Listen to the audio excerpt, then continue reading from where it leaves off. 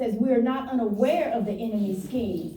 So I looked up that word schemes, and scheme is a large scale, systematic plan. You hear me? It's not something thrown together. It's a large scale, systematic plan or arrangement for obtaining some particular object or reaching a goal.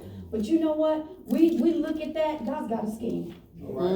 God's scheme is bigger than the enemy. Because it says a scheme is a large scale, systematic plan and arrangement. This that's happening here, large scale, systematic plan. For where we're going in 2020, God is already preparing, placing, shifting, and positioning all of us. He is a strategic, detailed God. When I was reading the account of the Shunammite woman in chapter 8, I had read it as a separate incident from what took place, the account in chapter 4. So we're going to do a little memory review. I'm going to go back and we're going to back up and we're going to talk about that thing. Because here's what happened in chapter 4. She's a Shunammite woman from the land of Shunem, which is a city in Issachar. Issachar being one of the 12 tribes of Israel. So she was of the Jewish descent, okay? By history, she's planted and she's placed there. So this is a woman she calls her a noble woman. She's a rich woman. Now we've heard this preached. We've heard rich woman. She built a room for Elijah to come and stay. So he would come and he would stay. And I'm like, okay, God's like, I'm strategic. Watch this. Because I read this account and I was excited about the last verse where it talked about everything was restored. God said, that's shallow. That's not even what that's about. I said, oh, okay. He said, go back and read it again. Look at what I'm saying. Look at what I've done. I said, okay, God, let me go back and read this again. Because I can get excited about the restoration part. He said, it's so much bigger. That is a result of something else. That's a result of another plan that took place. That's just the result. I said, okay, God, let's go. So he began to open up and, she had prepared that room for Elijah. He would come and stay. And so, he asked her, what can I do for you? And she was like, nothing. She didn't have a child. So he blessed her with a child.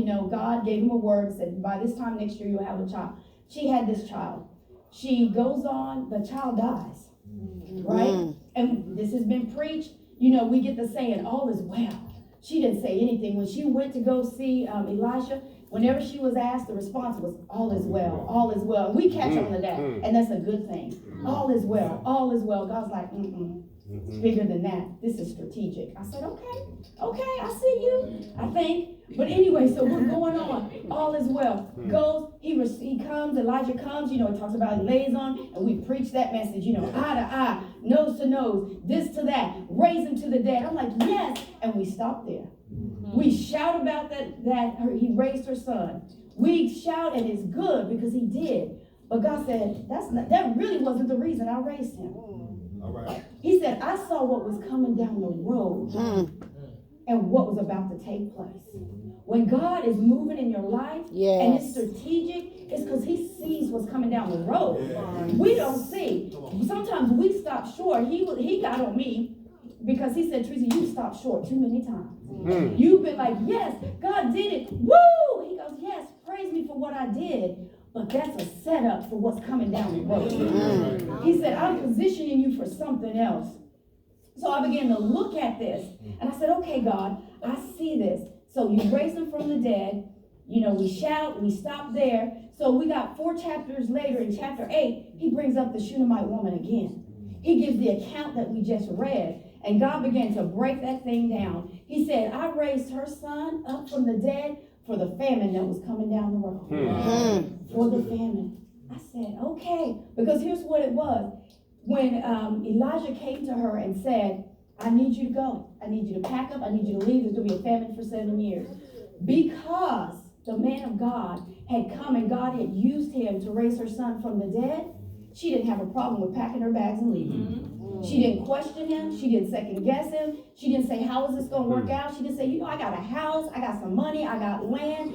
I'm going to be all right. She packed her bags and she left. Because what is it? How does it start? Oh, I got big print over here. Then Elijah spoke to the woman whose son he had restored to life. Then it goes on down. God showed me again when Elijah's servant was talking to the king. It said, now it happened as he was telling the king how he had restored the dead to life, that there was a woman whose son he had restored to life. So now God's working behind the scenes. That restoration brought her before a king. That's right.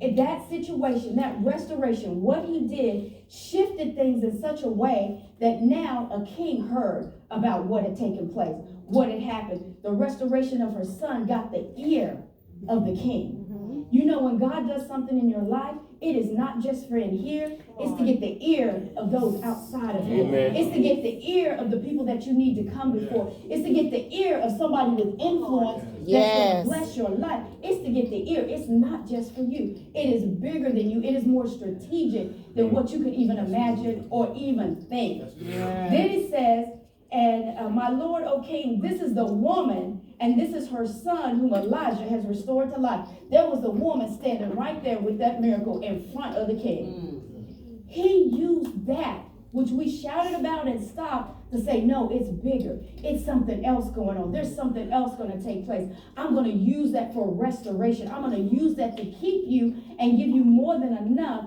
during a famine. I said, God, look at you. Look at how strategic you are, how you move and you position and you settle. So recently, God blessed me to sell my house. Amen. Come on, y'all. But let me tell you, God is strategic. Because 8 years ago, when I bought the house, there were some issues and they had messed up, you know, but God blessed me. Because first, I didn't think I was going to be able to have a house built as a single woman. I was like, okay. He said, no, I got you. They made some mistakes, so they had to put crown molding in the house. They had to lay some tile from the front to the back. They had to do a little something extra. That was strategic. Yes. It was strategic because God said, I'm going to ask you to sell that 8.5 years down the road. I didn't see that at the time. I'm shouting because I got the house. I had no idea God was working another plan in the midst of what was happening right here. Okay, so I get down here to 8.5 years, and God lays it on my heart about a year ago to put the house on the market. I hemmed it hard. I was like, I don't know, baby, is this really you, God? You know, I go back and forth with it. God said, do it.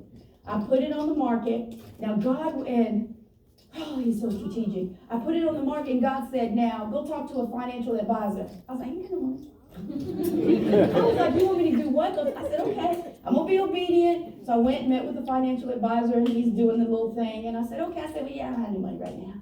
But, you know, I'm just being obedient. Here I am. So we talking, and he gave me some tasks, because I'm not a very good financial planner. I pay my bills. I got a good credit score, but I'm not a very good planner. So God said, you need to go and do that. I said, okay. And then he said, and go get your name on the waiting list for an apartment. Really, God? So my best friend and I were driving around, and we saw these apartments, and I was like, oh, those are nice. And it's by the river, right? So I said, okay, God. All right. So my friend and I, y'all, we asked for forgiveness later. The office was closed, but the gate was open. You know, somebody went in, so we went in behind them. We were like, we're going to go in here. So we went in behind them. We parked the car. We got out, walked around like I was already living there. She looked at me. She said, I have peace about this. You're supposed to be here. I said, okay. So I go see them, get my name on the waiting list, and then crickets. Barely anybody coming to look at the house. No, I was like, okay, God. So come about September, I'm like, maybe I missed you, God. Okay, if I missed you, that's all right. You know, we can regroup. I said, you know, maybe so I started formulating plans in my head about maybe I can fix it this way, and let me do this, let me move this, and God was like, no, be still. I was like, okay, I'm gonna be still. So God, when God does it and he moves fast. Yes, he do. He will move fast, and his timing is perfect. Yes. It is perfect. Because when I put the house on the market, and my spiritual mom had to remind me of this, she goes, what did you pray? What was one of your prayers? One of my prayers is I wanted to launch my youngest out of the house. Like, come on, it's time to launch her out of the house. God kept the house till she was launched out of the house. I said, okay, God, okay, that makes sense, that makes sense. So as I'm going, I get a call on the 19th of November, and the realtor says, hey, you have an offer for the house. I was so excited. I was like, yes, all right, tell him yes. He said, don't you want to counter? Oh, yeah, okay, all right, sorry about that. I said, let's counter. So we countered. They accepted the counter. Okay, now they come back, and they're like, oh, and it's a cash offer. I said, what? I said, okay, Jesus, okay. Now, I didn't know like as a cash offer, they can move at whatever pace they want to move at. There's no banks, there's no extra paper, there's no extra fees. They just are like, we want the house. I said, well, okay, what do we do? The 20th, they said, we got an inspector coming in. Okay, inspector came in, did his thing. By that Sunday, the 23rd, now this is the week before Thanksgiving, they show up with the list of what they want done. Most of it's cosmetic and everything. I said, okay. So I'm like, all right, okay, we got this. Monday comes, Mom and I are driving to the Duncans for Thanksgiving on Tuesday. My friend says, are you gonna go buy the apartment? I said, I'm not gonna go buy the apartment because I need to get the rental. I have too much on my plate to get done. God said, go buy the apartment. I said, okay. So I went by and I said, hey, need an apartment, showed me one, I picked one out. So we're doing the paperwork. And she says, okay. I said, well, what do I owe you for, She goes, oh, you don't owe me anything. I was like, well, what? I don't owe you anything. She said, no, we'll figure out the last few days of November. We'll prorate for that. And December's free. Come on now. I said, what strategic? I'm sharing the testimony because God is that strategic. He is that detailed. I was like, thank you, Jesus. Okay. Where do I sign? Strategic. Next day, on the road, headed, and so I'm calling contractors. I cannot get a contractor. It's the week of Thanksgiving. I'm calling, okay, nobody's getting back to me, nobody. Friday, I finally get someone. Strategic. The contractor was a Christian. He came in, he did above and beyond. He did extra stuff. He showed me favor. He was excellent at his work. And so because they wanted to close on the 10th. So by the time he came, we were 8 days to get everything done. 8 days. I was panicking, I'm honest, I was panicking a little bit. Because I was like, 8 days, God, that's not enough time. But God had it. This man was there, worked every single day to get it done and did above and beyond. And so they came, they did their walkthrough on the 9th. They had nothing to say. Because usually a walkthrough, they come back with, well, can you do this a little bit better? They came back with nothing. Nothing. Closed on the 10th. Y'all hear me? Closed on the 10th. And then God restored more than I thought. Amen. I looked at that bottom line, I said, I said, Jesus. Because I had asked him for some things. I said, God, I'd like to be able to pay off my student loan. And I said, God, I made some financial issues myself. I was honest. I said, I wasn't really responsible at that point. And this is me. I can't even blame it on anybody else. This is me. And I just repented and said, be merciful. Yes. Y'all don't even know. I'm about to pay everything.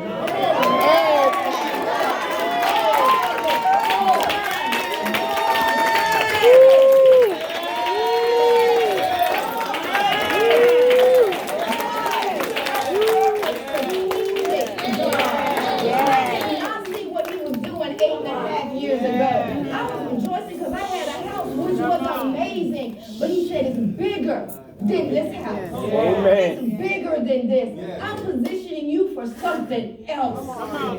I said, look at God. So guess what? I'm going to have a little change left. I'm going to call the financial advisor and be like, hey, guess what? We can meet. I have so much. I'm floored. I'm floored. And yes, I'm going to tell y'all now, so y'all can talk about me later. I am going to get another vehicle. Not because of me, but because of what God is doing. He's so gracious and so merciful. And as he was showing me this, he told me even now, he said, where I position you, this is not it. Wow. This is yet another positioning for something else that's coming down the road. This is getting you ready for what is next. Amen. So I'm telling you all that what God is doing in your lives, he's getting you ready for next. Right? It may be uncomfortable. It may be painful. It may be, more than enough. Whatever it is, he is so strategic. And he's getting you ready for next. He is preparing you for what is to come next. God, our verse is Romans 8:28. Romans 8:28. Romans 8:28. God told me, he got on me. He got on me a lot with this message, but it's okay. Because I'm learning and I'm growing and I want to honor him in everything I do. I don't want to miss not one thing he has for me. He said, when I usually use Romans 8:28, I'm referring to something bad. I'm like, God's gonna work it out. Yes, he's going, and he will. But he said it also applies when I'm moving mighty. It also applies when there's that more than enough. It also applies when, you sell your house and you're like, that applies.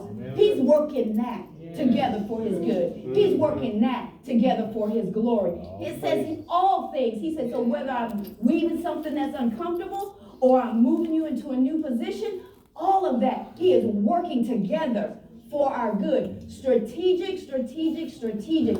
Our God is so strategic. This woman was going to go before the king. She's getting ready. She's going before the king. God is already prepping somebody else talking to the king before she ever got there. Some of you are going through some things and dealing with some things. God is already prepping and working that when you can't even see it, you don't even know, and it doesn't even make sense. But he's already working and prepping and setting it up. He's got somebody's ear. Somebody's ear.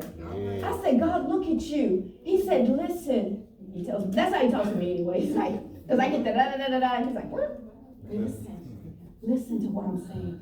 Listen. Strategic, strategic, strategic is our God. Even when we are miss it, he's still strategic. Yes. You know why? Because he already saw the missing. He already saw where we might be like, she wasn't supposed to go that way. He already saw it. So that's already woven into that good thing. That's already taken place. It's already setting up because his plan is so much bigger, so much wider, so much broader than we can imagine, than we can think. It says a strategy is a plan of action designed to achieve a major aim. Okay? Strategy's not something little, okay, I'm gonna go turn left. Strategy is meant for something major. It's meant for something big, not something little, something major, something big. Our God is strategic. I just believe in my spirit that the shift, and we talk about going over to the quarry, y'all, it's bigger than that. It is a lot bigger than that. That is a strategic move for a big purpose, for a big aim. He's trying to do something major within this group, within TCF, not to stay within inside these walls, to reach outside of these walls. He is positioning and placing strategically for a purpose. So we as a people trust God.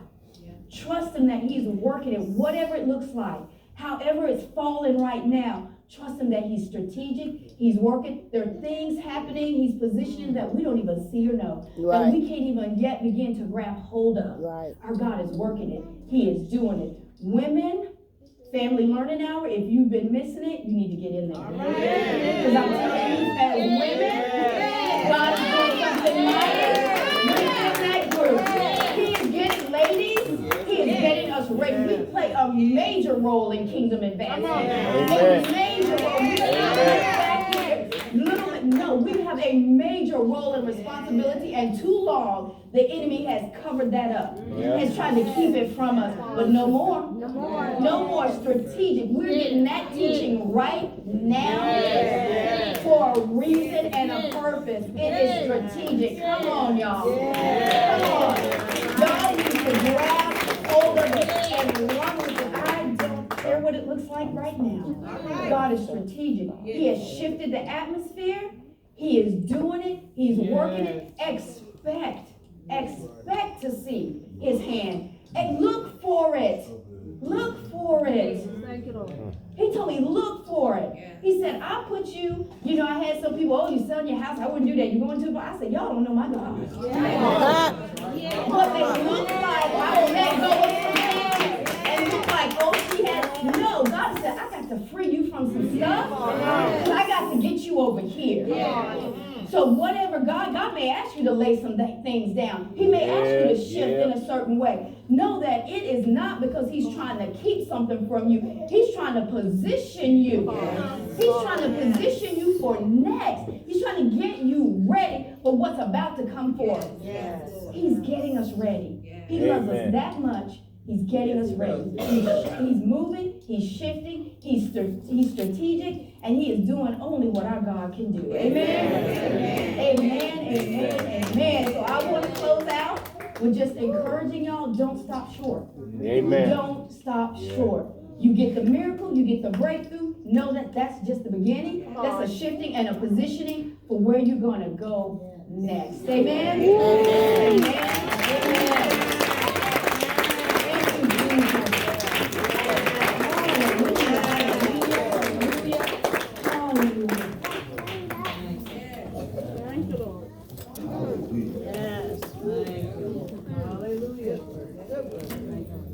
Get me a shirt that says "Getting Ready for Next." That thing is so good. Getting ready for next. So good. I hope you received that word this morning. Hallelujah. I hope you do. I hope that you are inspired to continue to go through what you're going through. I'm gonna be completely honest. Such a timely word. Such a timely word. He's got you there for a reason. You're going through for a reason. Yes. You're going through for a reason. So hold on. Oh, man. So hold on. Make it through. And like you said, you gotta let some things go sometimes. Yes. Your house. You gotta let some things go sometimes. But to be able to pay everything off? Everything? I consider myself to be okay with the finances. I ain't got everything. But I'm close. So you inspire me to keep on going, sister. Everything off. Everything. Not everything. Everything. I mean, you ought to be excited and inspired by that word. We're going to get there, Brother Chris. I forgot. You ought to be inspired by that word. I see your hand over there, Sister Brianna. I try to say this without crying, but that word was for me. I texted Dr. Williams a couple of days ago, and I told him, I'm like, Dr. Williams, God has been telling me to leave my job. I have a 6-figure job. I make over 6 figures, and I've known for a year that he's going to transition me out of there. And I texted Dr. Williams a couple of days ago. I was like, Dr. Williams, I have the urge to just quit and just trust God. And he was like, I've been waiting for you. Dr. Williams was like, I've been waiting for you. I have discerned this as well. And I was like, I don't know what God is doing. I have no idea. But I know I'm supposed to just leave and just step out on faith. I was like, I have so many visions and ideas, and I still don't know how they all tie together, but I know I'm supposed to just trust him and just leave a 6-figure job, over 6 figures, and just trust him. And that word, I just have to tell you, Mama T, that word was for me. Because I don't know the full picture, but I know whatever God is doing, it is great and it's so much bigger than what I see. And yes, I just bought a condo. Yes, I just bought it, but I have to step out on faith. And Dr. Williams was like, and I was just crying whenever he texted me. I've been waiting for you. I've been waiting for you to do this. There's so much more that you're supposed to be doing outside of your job. And I just wanted to share that with everybody and share with you that word was for me. Amen. Hallelujah. Hallelujah. And I would venture to say, Sister Brianna, you're not the only one. Amen to that. You're not the only one. Because I'm facing that same fight. Is it time to leave a 6-figure job to trust what the Lord has for you? Come on. So you may not be the only one. And she's not. I retire in 2 years, and I'm in preparation. And when I retire, it's not you're going to another job. He says it's full-time ministry working Yes. for the kingdom. Come on. Yes. 6 figures. Yes. But the blessing is, even with retirement and disability, it almost equates. So I'm sure he will fill the remaining. Yes. Amen. God is gonna provide. The word says that he will provide all my needs according to his riches and glory. But sometimes it takes you to step out on faith. Now, I'm not telling everybody to go leave your job. That's only me speaking to you. I'm coming in. I'm gonna leave my job. That verse said leave the job. No. But there are some of us that are in jobs that are not fulfilling. There are some of us who God has called to work for giving, and there's a time frame. My time is not yet, but I know my time is coming. And I'm trying to prepare my flesh for that.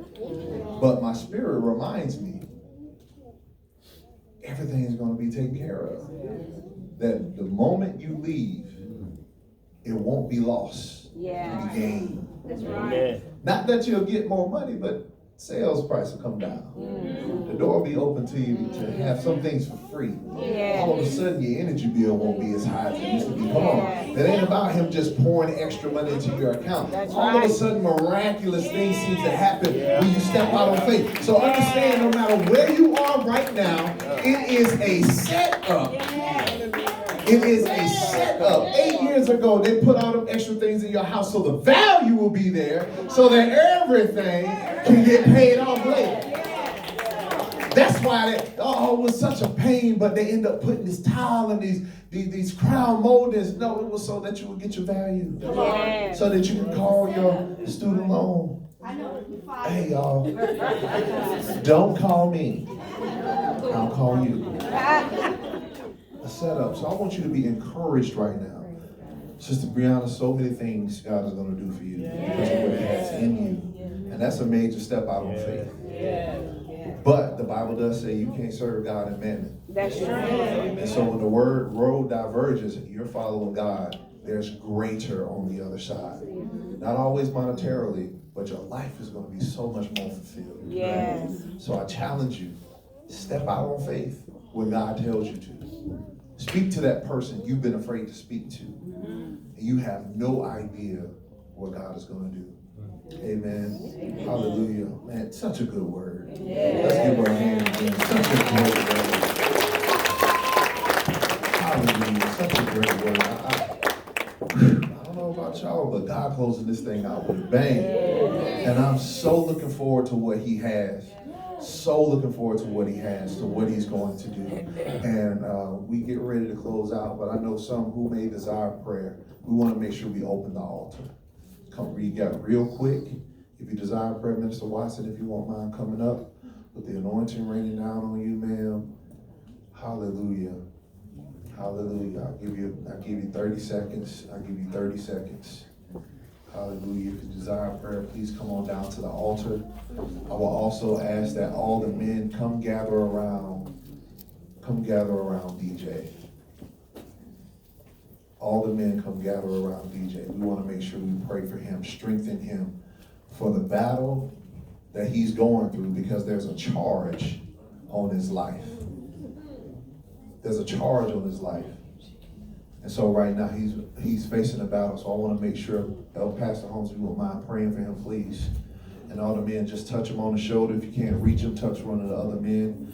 As they pray for him, we want to make sure we surround him, that we encourage him, that we lift up his heart and let him know that he has a support team behind him. Hallelujah, God. Hallelujah, God. Hallelujah, God. Hallelujah, God, you're worthy. Hallelujah, God, you're wondrous, you're awesome, God. Father, we thank you right now for everything that you've been doing. Hallelujah, God. Hallelujah, God. Hallelujah, God. Hallelujah, God. Hallelujah, in the mighty name of Jesus. Hallelujah, God. Hallelujah, God. Hallelujah, Lord God. Hallelujah, Lord God. Oh, I thank you, Lord. I thank you, Lord God. For breakthrough, Lord God. For deliverance, Lord God. For him to be released, Lord God. Thank you, Lord. Thank you, Lord God. Oh, you are worthy, Lord God. You are worthy, Lord God. Enemy, you have to flee.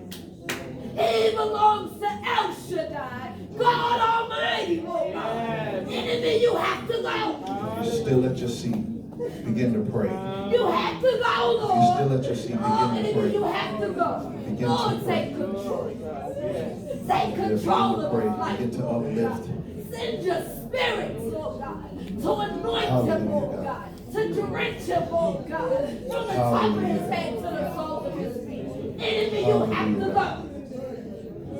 You have to go in the name of Have your way, Father. Have You your way. can't Have have your way. him. You can't have him. Oh, he belongs to you, Lord God. Hallelujah. Mother He Netta, we're belongs praying for to you, you. Lord God. We're He lifting you belongs up. to you, Lord That you God. have peace. He belongs That to the you, surgery is Lord successful. God. Oh, All Father range God, of show motion. up. Everything is restored to where it needs to Show up, Lord. be. But I ask that God Show calms up. your heart. That He Oh, calms your God. spirit. Thank you, Lord. And know that He is in Thank you, control. Lord God. No Thank you, stress. Lord God. No worries. Thank you, Lord God. A peace that surpasses all understanding. That will wash over you right now. That will wash over you. No anxiety. Thank you, Lord. No sleepless night. No high blood pressure. No palpitation. Ease in breathing. Ease of mind. In the name of Jesus. Have your way, God. Have your way, God. Have your way, God. Yes, God. Yes, God. Hallelujah, God. Hallelujah, God. Have your way. Thank you, Lord. Thank you, Lord. Oh, thank you, Lord. Have your way, Father. Thank you, Lord God. Thank you, Lord God. Thank you, Lord. Thank you, Lord. Oh, he's so. Strengthen, Lord, right now. He's so. He's so. Body, Father, right now. Put an ease in the countenance, God, in the name of Jesus. Yes. Hallelujah, God. Hallelujah, God. Let yourself be seen in all things, Father. Hallelujah, God. Let yourself be seen in all things, God. Show yourself to us, God. Even in the midst of trial, show us yourself, God, in the name of Jesus. Show us yourself, God. Let us see you in everything that we do, God. Let us see you in everything that we do, God. Hallelujah, God. Hallelujah, God. In the mighty name of Jesus. God, we honor you. God, we honor you. God, we honor you. God, we honor you. God, we honor you.